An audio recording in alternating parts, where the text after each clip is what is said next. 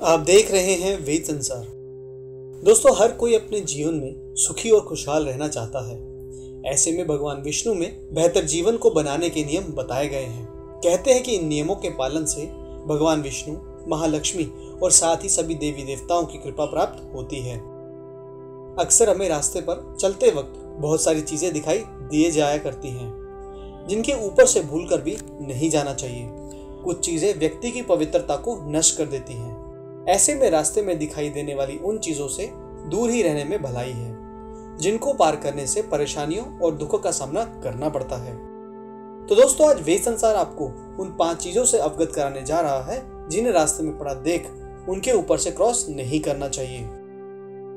लेकिन दोस्तों, उससे पहले अगर आपने हमारे इस चैनल को सब्सक्राइब नहीं किया है तो आप इसे जल्दी से सब्सक्राइब कर लीजिए, ताकि आप हमारा अगला आने वाला वीडियो सबसे पहले देख सकें।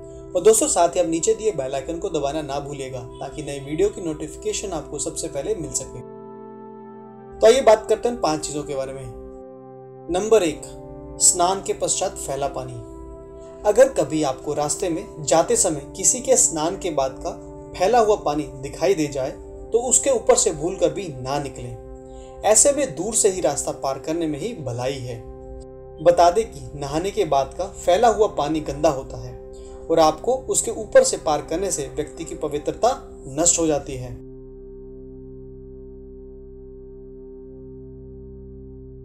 वही हमारे शास्त्रों के अनुसार मृत प्राणियों के स्पर्श से भी व्यक्ति अपवित्र हो जाते हैं और उनको स्नान करना पड़ता है। आपने देखा होगा कि जब कभी किसी की शव यात्रा पर जाते हैं तब उसके पश्चात स्नान किया करते हैं। कई बार रास्ते में भी दुर्घटना होने के बाद जानवरों की मौत हो जाती है और उनकी अस्थियां रोड पर ही रास्ते में दिखाई दिया जाती हैं।